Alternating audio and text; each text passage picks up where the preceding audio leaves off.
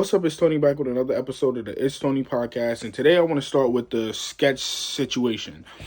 I feel like it's corny that people leaked anything that he was doing in his previous life, unless he was harming somebody, being racist, being misogynist, any of those things that were like harming or hurting people or just being disrespectful to other people's views.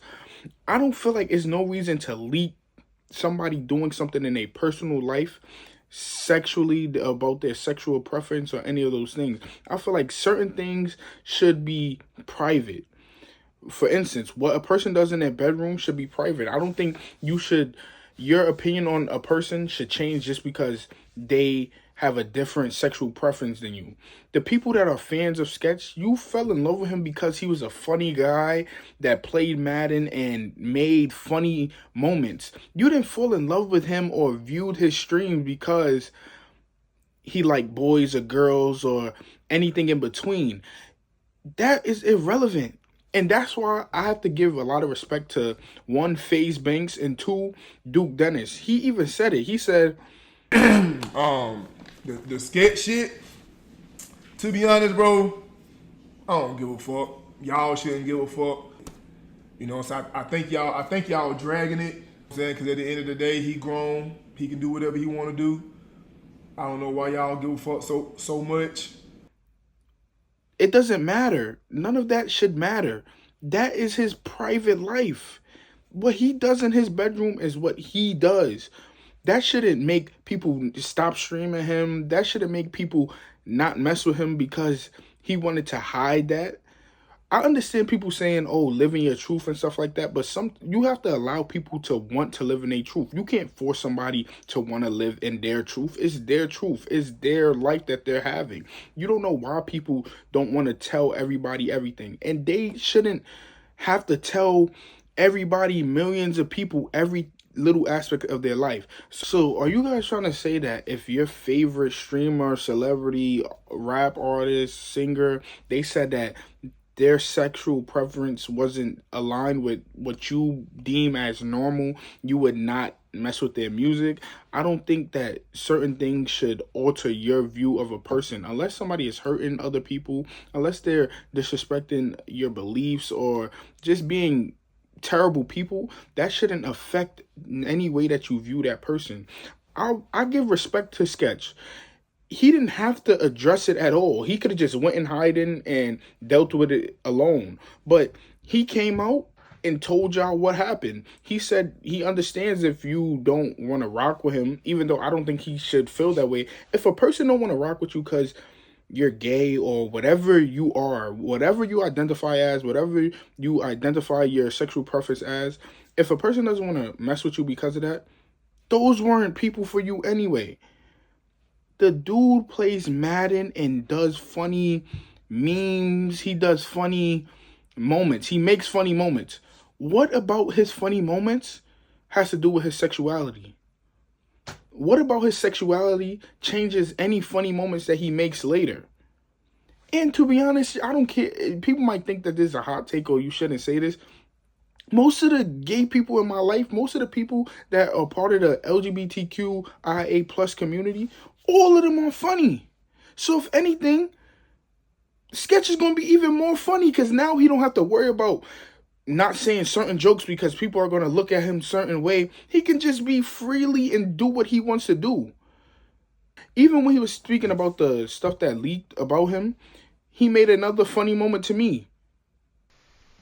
Elephant in the room, I got a haircut. I did not have sexual relations with that man. I'm just kidding. I did. Possibly. Cat's out of the bag. I was crying when he said that. I don't know about y'all, bro. Sexuality, what you believe in. Unless you're harming somebody, it doesn't change how I view you.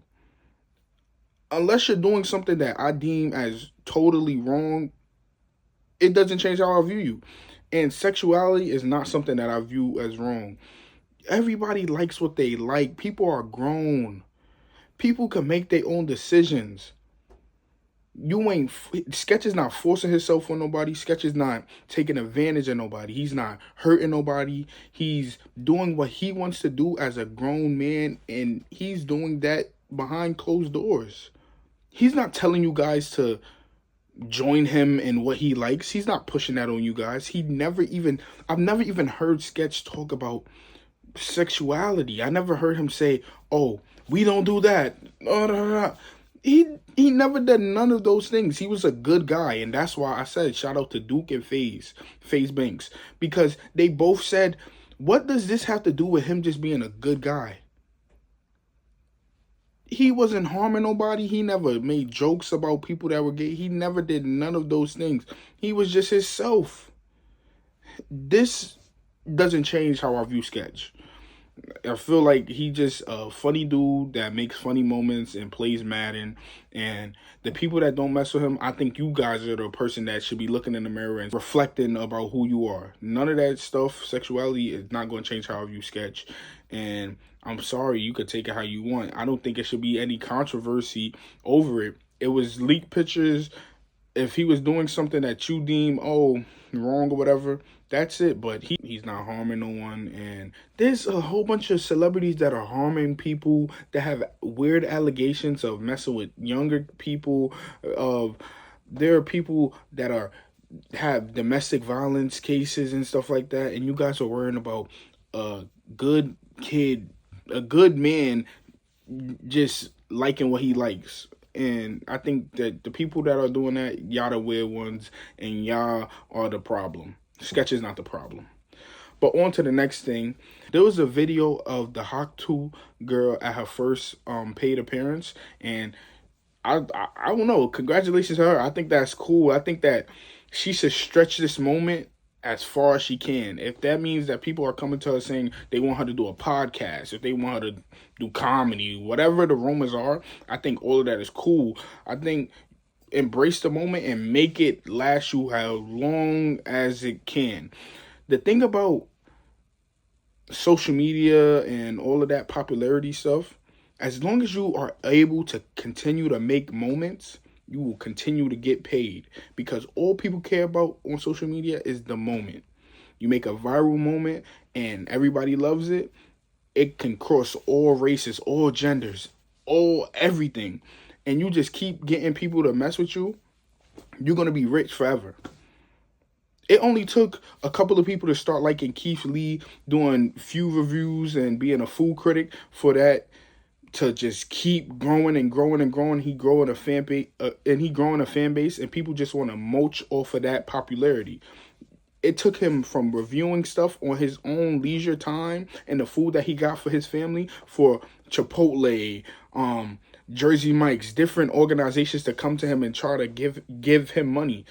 I think that as a person, you live in your daily life and you get caught on camera saying something that makes you go viral, and now all these companies come to you, I think you should stretch it until you get everything that you want. Use it for anything that you could get. If they give you money, take it. That's what happens in this world of virality. If you can go viral, you can make money. And that's what a lot of people are trying to do with the TikTok, with the social media, with the YouTube, with everything. You're just trying to get one moment. You get one moment, you get a whole bunch of fans, and then you just keep feeding them. And you keep feeding them, and then bigger companies want to come to you, and you do whatever you have to do to make your career of doing that last. And you just create a core audience, and then they'll stick with you. And now you're 5 years in and you got a podcast, or 5 years in and you got a comedy special, and you selling out arenas, you selling merch and stuff like that. I seen a picture, she's selling merch, and she's trademarking the Hawk Tour thing. And I think she should, because a whole bunch of people are saying it, and you might as well get in while it's hot. Everybody is saying it. The celebrities are saying it, or for one little video of you just showing your funny personality. And that's what I like about the internet. Just show you. Be you. Because there are a whole bunch of people just like you. Or there are a whole bunch of people that wouldn't expect you to be that way. And they're like, oh, this girl is funny. I think that she's cool. And now you get a whole bunch of subscribers and you get a whole bunch of money. That's what America is about. That's what the internet is about. They see something viral and they want to capitalize off of it. So why they want to capitalize off you? Let them use you, but you use them as well. They want to use you to bring people into their company or get attention on their company. Okay, you use them. I want the bag. Give me the bag. That should be her only motive right now. Give me the bag. You want me to make a podcast? Okay, let's do a podcast. We could talk about Hawk Tour all day until it gets boring, until people are like, oh my goodness, we tired of hearing this. Use it until they don't have no more money to give you. And the way that you just keep doing that is to keep making other viral moments, and they will still just keep funneling money to you. The only thing that I hope doesn't happen, and I'm crossing my fingers, even though I don't know this woman, if she succeeds or fails, it makes me know, never mind. But I just hope that we don't find no old tweets or anything like that where she's doing anything racist or just saying something out of pocket. Even though I know there's even a market for that, like outrage marketing. If you could say things that can make people mad or gain attention anyway, bad or good attention, they will throw money to you. Like the girl that was saying the N-word all freely and not caring, a whole bunch of people went to her and they were paying her for interviews and stuff like that. You could get paid anyway on the internet. Anyway. You don't have to sell your body. You don't have to do any of those things. And I'm not saying you don't have to sell your body. Like, you do whatever you want to do. If that's the road that you want to go down, okay. You ain't bothering me. You're not hurting nobody. Go down that road. But you can make money doing anything just off a hot take.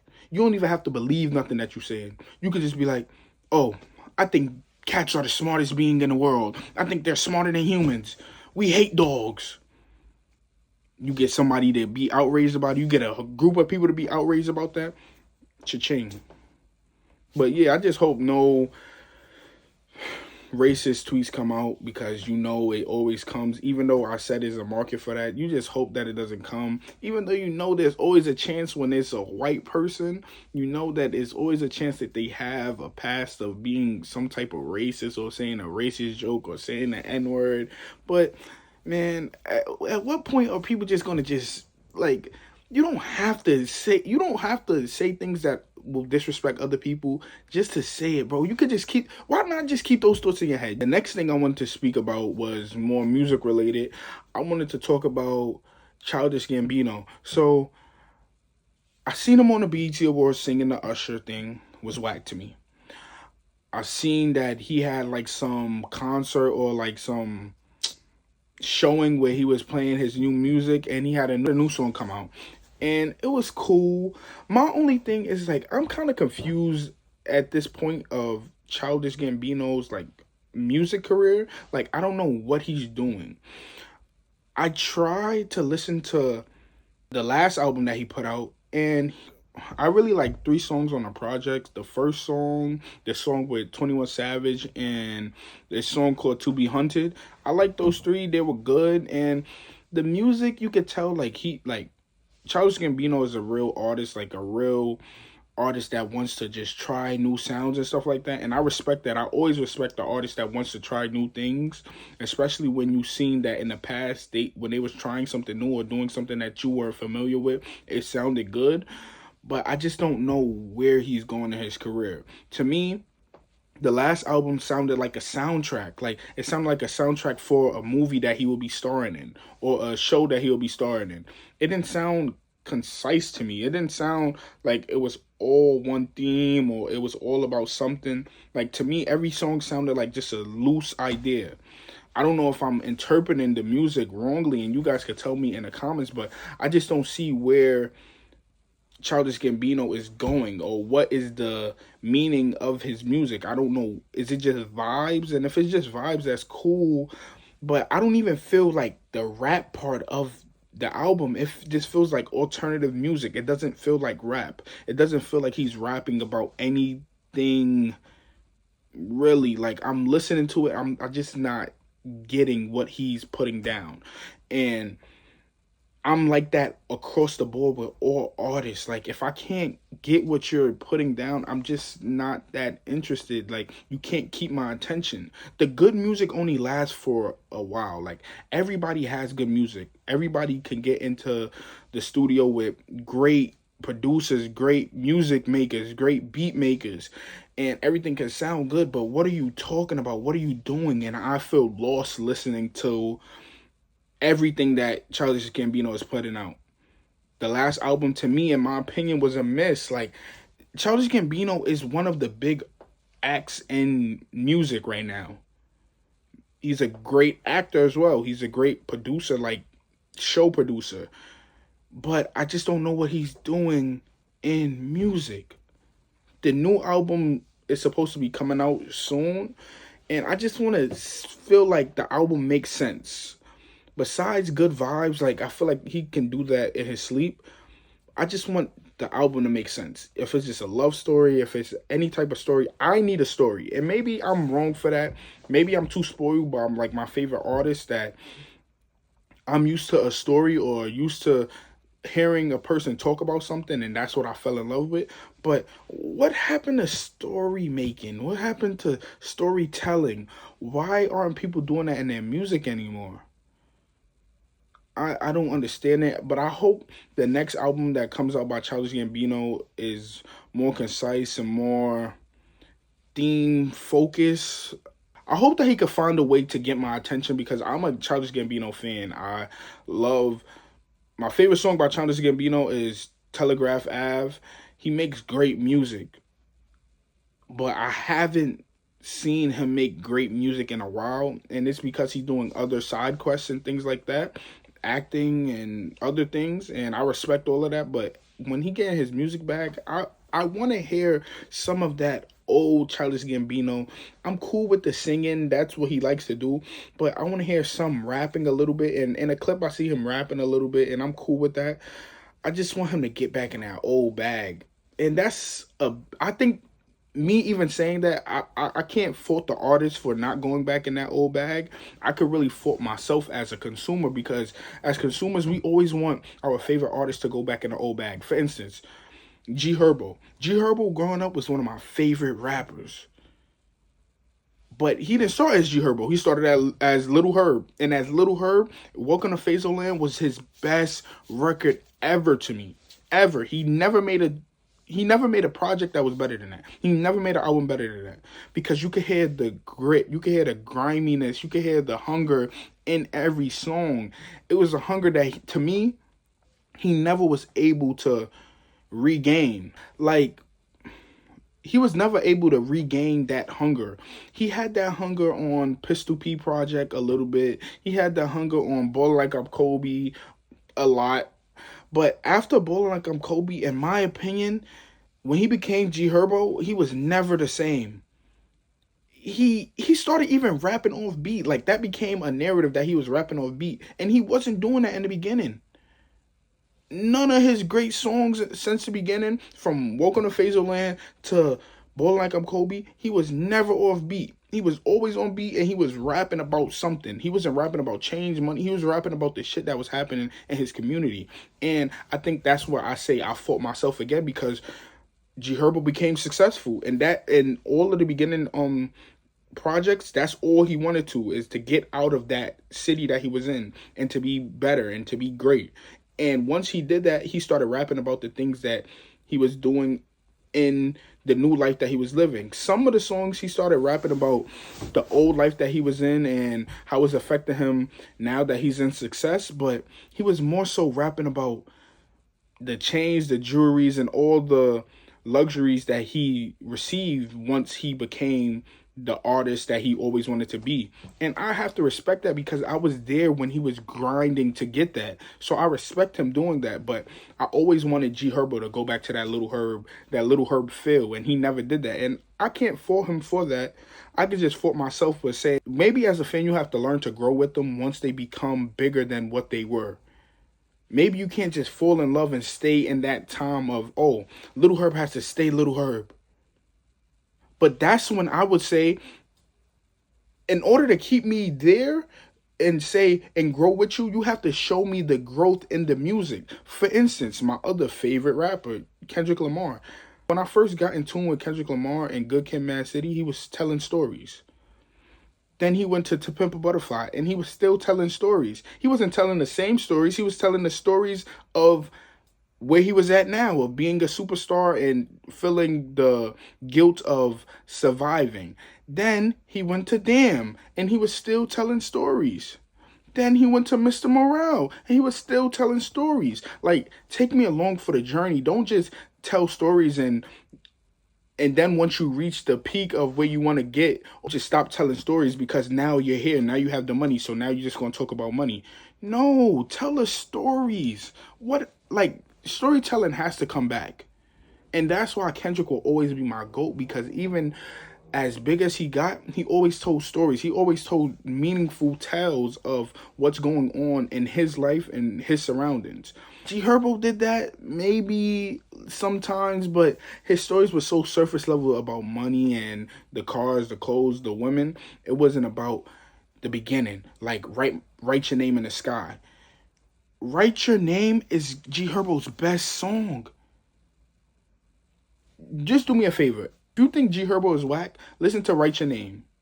You will see that he can tell a story. He can make you feel emotions that his newer music doesn't make you feel. All it make you feel is yeah, turn up maybe, or I want to get a bag. But it doesn't make you feel nothing more than getting a bag. You listen to Write Your Name, you're gonna feel, damn. You're going to feel like, damn, I miss my homie. I miss my friend. I miss my family member. You're going to feel emotion. And in my opinion, after Ball Like I'm Kobe, you feel some emotion here and there. You feel the PTSD, but you don't feel it like when he first began. But like I said, I won't blame the artist for that. No, let me stop. I blame the artist a little bit for that, and I blame me as a consumer. Maybe you need to adapt with your artists as they go. But also your artists need to be able to be great, even though they are living new experiences and living a new life. Be just as great as you were when you were hungry and wishing to get the life that you are living now. But speaking about my favorite rapper, I just wanted to speak a little bit about Kendrick Lamar, even though I spoke about him just previously. I just wanted to speak about Kendrick just doing new side quests. So when I say he's doing new side quests, I want to just talk about two instances.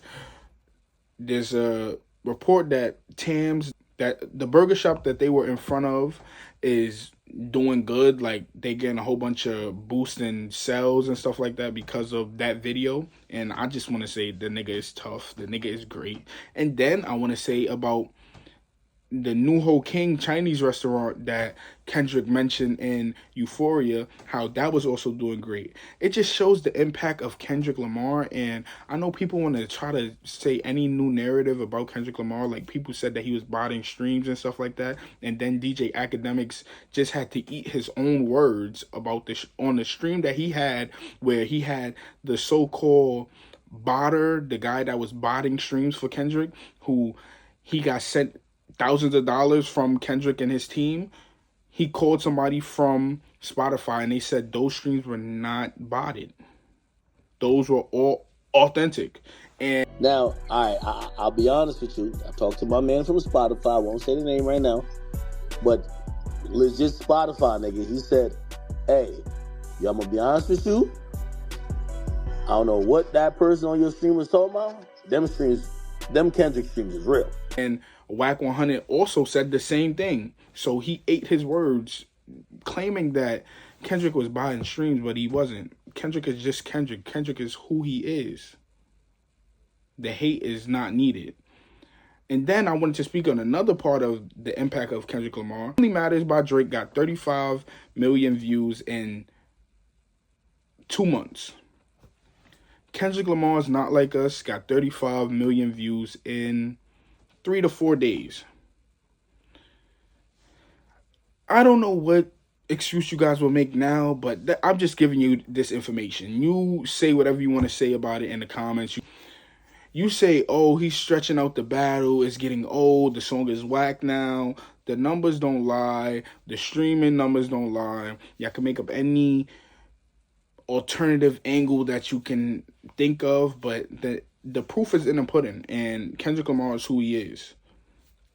I even feel bad for the Drake fans like DJ Academics, because now they have to look at their great in a new way. Even DJ Academics is looking at the Drake stimulus package of Drake going on other artists' songs, and he's saying, oh, the stimulus package is not working anymore. I don't know if the stimulus package is not working anymore per se. I just think that Drake is getting on songs that aren't really that good. The Camila Cabello song is weak. The Wagwan Dalala song is weak. The Sexy Red song is okay. He hasn't really hopped on a really banger yet.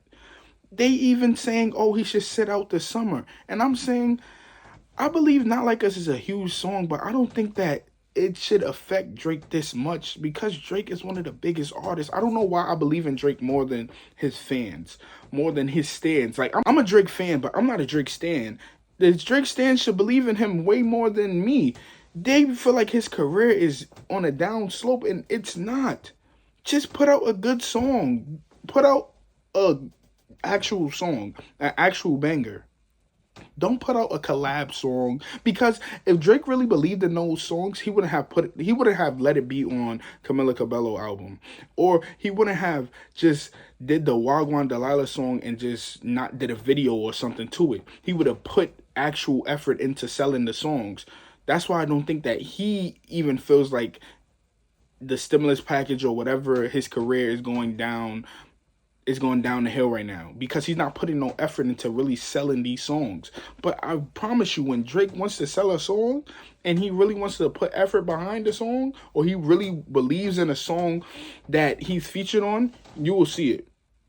He has no videos to none of the songs that he featured on, or even the solo song that he did on the Camila Cabello album. He doesn't have no videos to it. He isn't putting nothing behind it. And people are saying that these songs are not doing anything, but he's not doing anything for them to do anything. He's just featuring on these songs. I just think that Drake stans shouldn't lose faith this easily, bro. He just lost a battle. You lose, you could get back up, and I think Drake will get back up.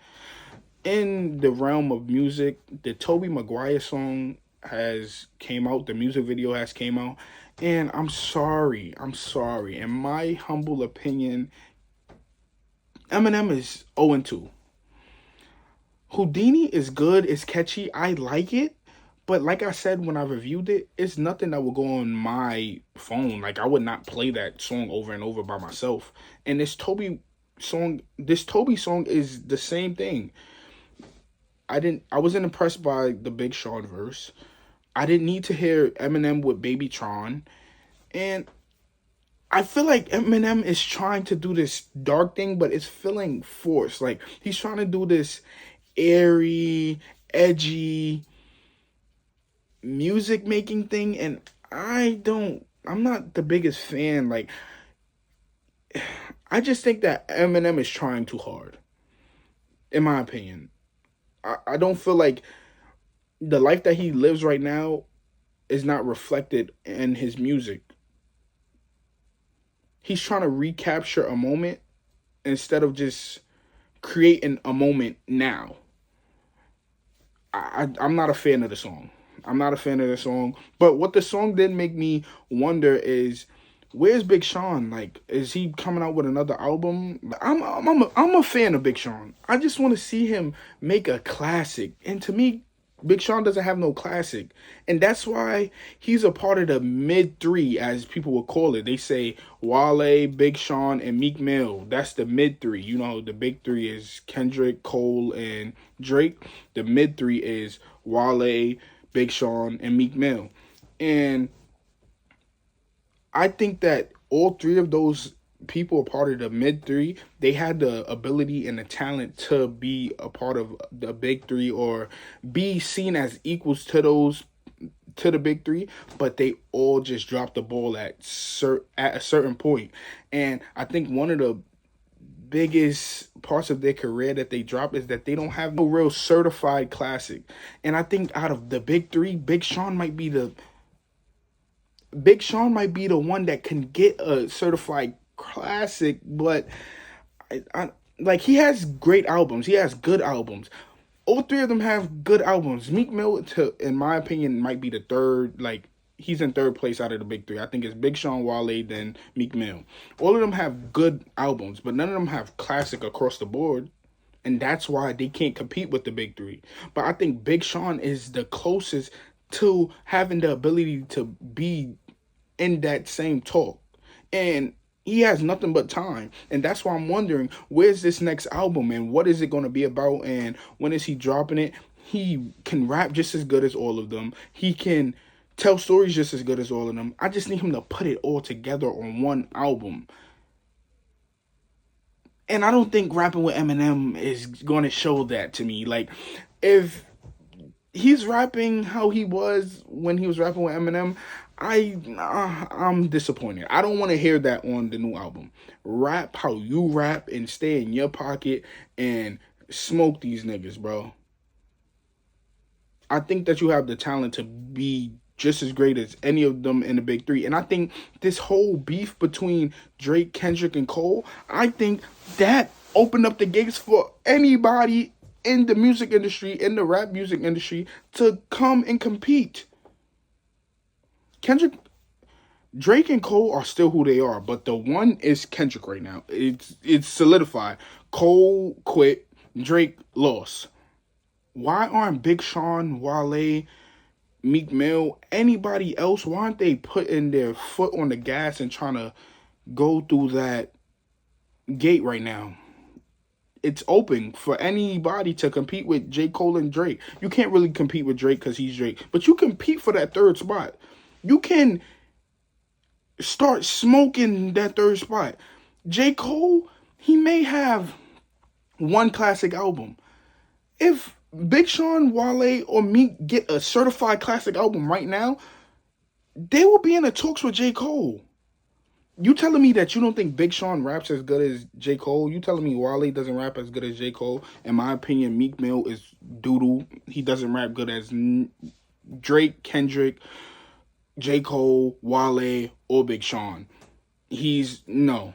But a lot of people like him. So if y'all think that he is in the same tier, you guys tell me, but I don't think he is. But I think Big Sean and Wale have the ability to be that third spot. You're fighting for third. You're not fighting for one or the first or second. Kendrick has one, Drake has second, and to a whole bunch of people, Drake has one. So those first two spots are taken. But third, fourth, fifth, the gap is not far, in my opinion. I love J. Cole, but after that, I want to see what he does on his next album. And if he puts out a dud, Big Sean could wipe Cole out. If anything, I feel like Big Sean and Wale should try to beef with Cole. Why not? It's competition. That nigga quick. I hope these niggas have little subliminal diss towards J. Cole and everything. Like, take that spot. Who said that he was in the big three? We clearly see that he don't want to compete with nobody that is on his level. So compete with Big Sean and Wale and see what happens. And I think that Big Sean could smoke Cole. Why not? Why not? Cole, Big Sean. I think that is a fair matchup. And to be honest, if Cole and Big Sean had a versus, I don't know who would win. Big Sean has slaps. But nevertheless, back with what I began with, that Eminem song is whack. I do not need to hear Eminem, Big Sean, and Baby Tron on the song. Eminem, that was whack. I hope that Big Sean's next album is tough. I hope that he's trying to elevate his career. I hope he's not just stuck at saying, oh, I'm just one of the great rappers of my generation. No, try to kill some niggas. Eminem, I hope your album is not you just forcing this whole, oh, I'm the old Eminem. I am the edgy Eminem that I was before. No, you're not, bro. It's failing to me. Last portion of the podcast I'm going to speak about is the Quavo and Lana Del Rey song. It sounds good. They actually sounded okay together, but I never want to hear Quavo on this. And RIP Takeoff, Quavo might be the third out of the Migos. And this is rap. I'm not talking about their personalities. All of them might be great people. But out of the Migos, Quavo's third. As a solo artist, he has the personality, he has the networking ability because he could get a song with anyone, but he just is not good as an artist to me. Even though Quavo got a song called Trap Star that is dumb fire. It's on SoundCloud. It's dumb fire, but Quavo by himself is weak, bro. In my opinion, Offset is the best Migo. Like, all around, he's the best Migo. Then it's Takeoff. Takeoff don't have the star ability. Like, he don't have the aura to... He didn't have the aura to be like a star, but he was a great rapper. He was a way better rapper than Offset. But that's why he's second. Now, Quavo, he has the aura, but he's not as good as a rapper as Takeoff or Offset. And he doesn't really do a lot when he's by himself. That's why I have him third. And that's not... I don't think that's bad. Like, I think Quavo knows that those two guys are better than him.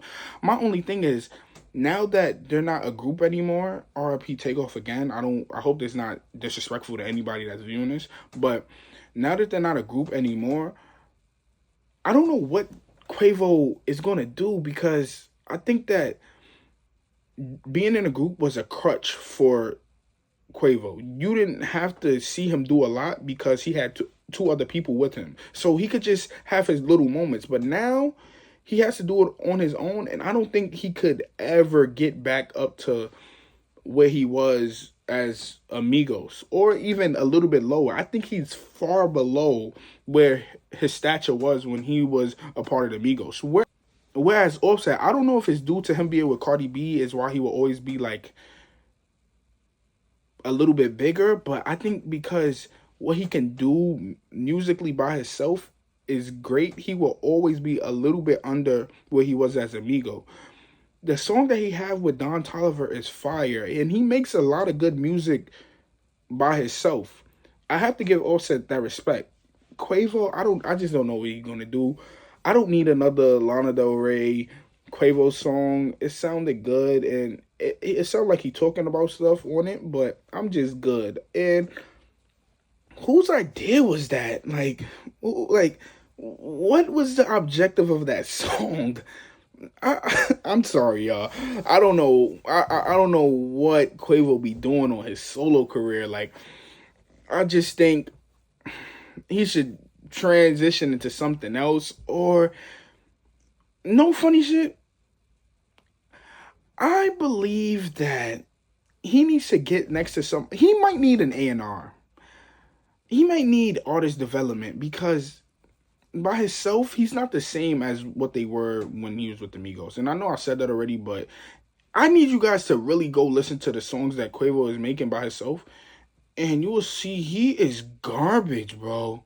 Like, he's getting good beats, he's getting all of the superstar treatment, but he is garbage. Like, I don't even think that he should be in a room with Offset as rappers right now. Like, if Quavo didn't have his name from the Migos, Quavo would be in the ballparks of the people that people are saying fell off bad. Like, people are not saying Quavo fell off bad, and I don't know if they not saying that because they're not a group anymore, but Quavo is garbage. Alright. Thank you for watching. It's Tony Podcast. Please comment, like, and subscribe. Tell a friend to tell a friend. It's Tony. This was the It's Tony Podcast. And I'm just a nigga from Brooklyn with an opinion. You don't have to like it. You don't gotta love it. But I'm gonna say my opinion. And hopefully your view, if you hate it or you like it or you love it, comment down below. And thank you.